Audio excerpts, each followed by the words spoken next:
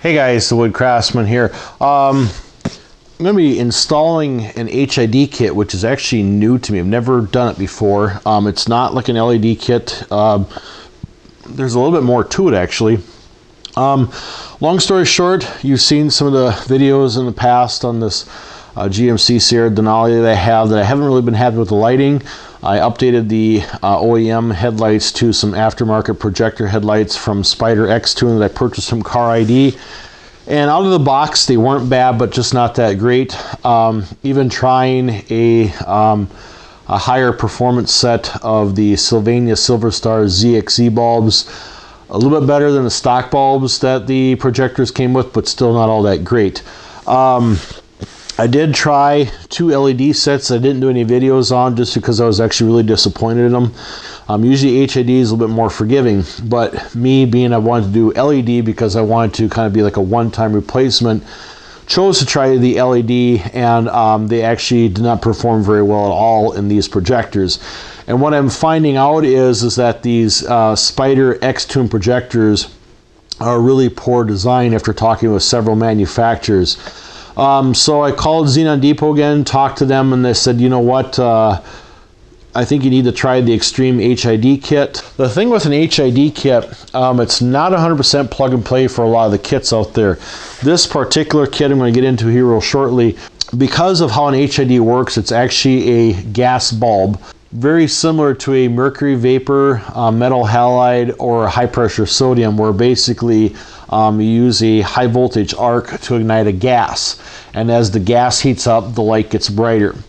So I purchased an HID kit from them, and this is the H7 kit. And one of the things that not every HID kit includes is what they call a relay.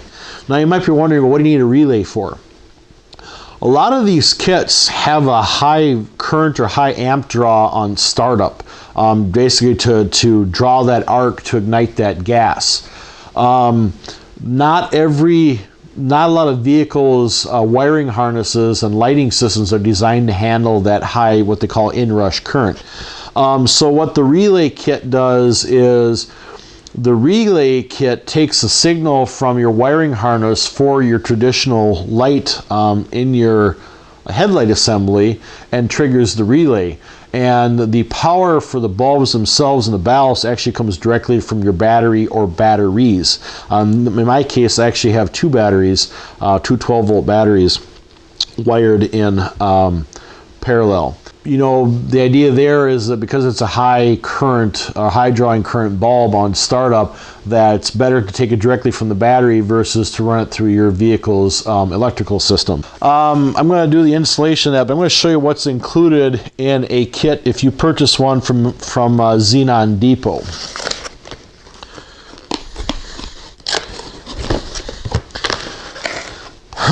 So you'll get an owner's manual, you know, it's our installation kit.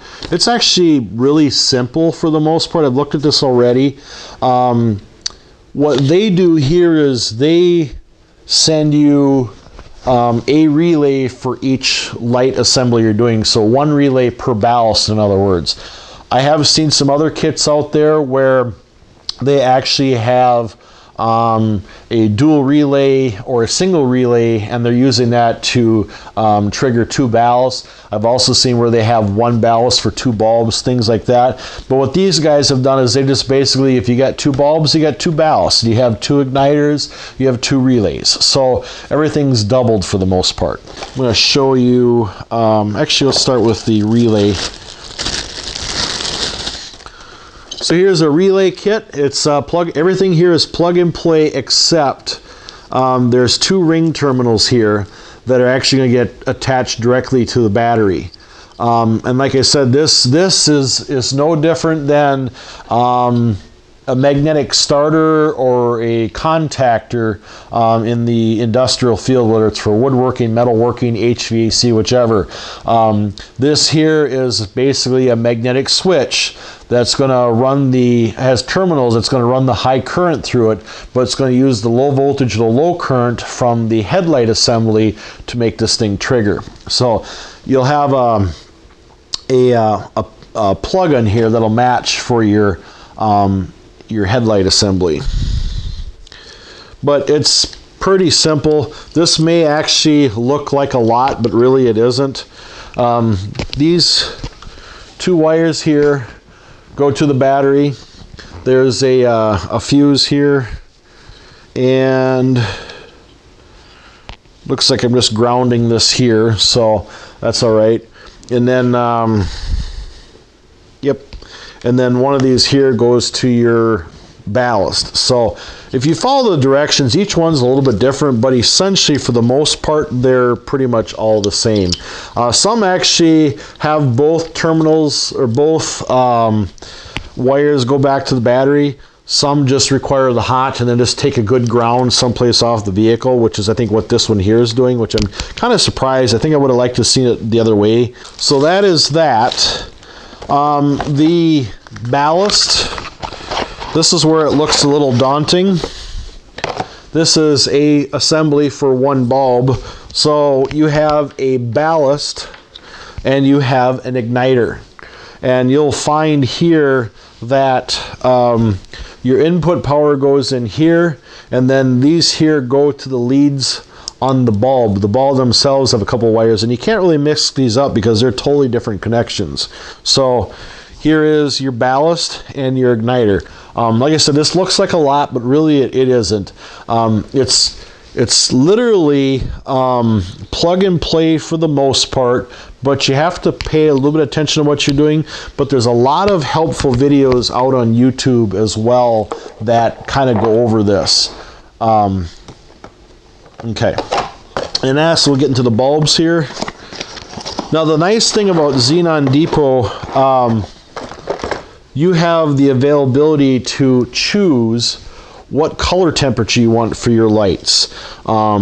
If you want something a cooler tone or a warmer tone, the higher the number, these are Kelvin ratings, the higher the number, the more blue or more purple. The higher the number, the more purple actually. I chose a 4300 Kelvin, which should be like a pure white, a neutral white. So it shouldn't have any hint of blue, and it should have a very little hint, if any, of yellow. This has the highest lumen output based on the color temperature.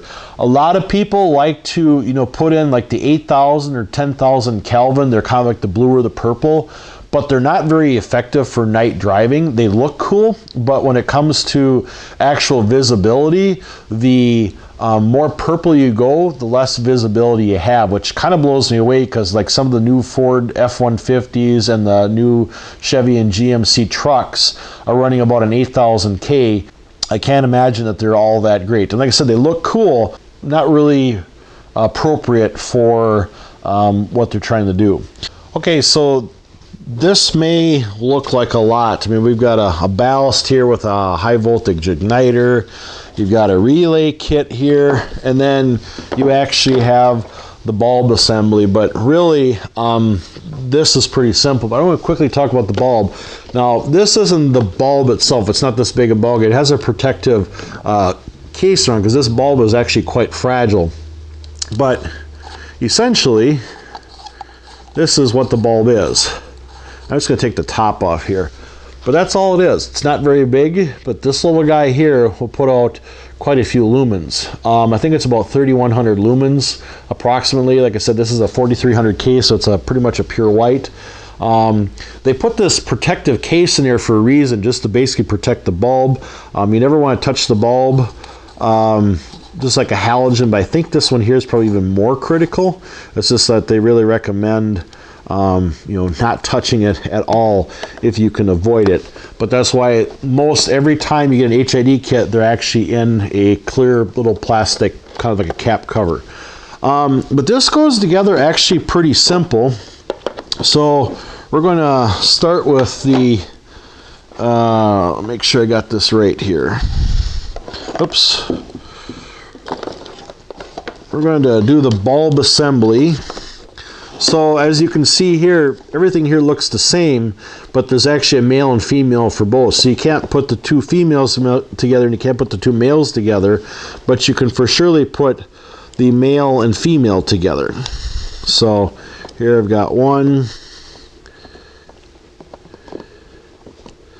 Oops.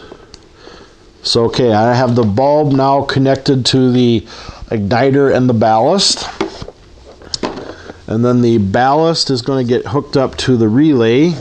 And once again, there's only one way for the relay here. So this is power going into the ballast. Okay, so now this here. Okay, now this actually I will change, but I'm going to hook it up anyways just to show you. Okay, so these two wires here, red and black, they get hooked up to your battery, or for surely the red one goes to your battery and the black one can go to any metal surface on the frame or body for your ground.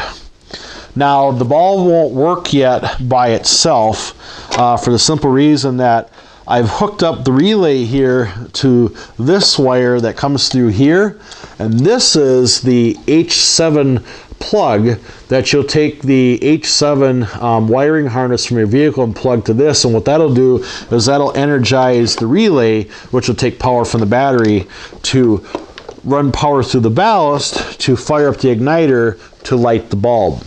Hopefully you caught that.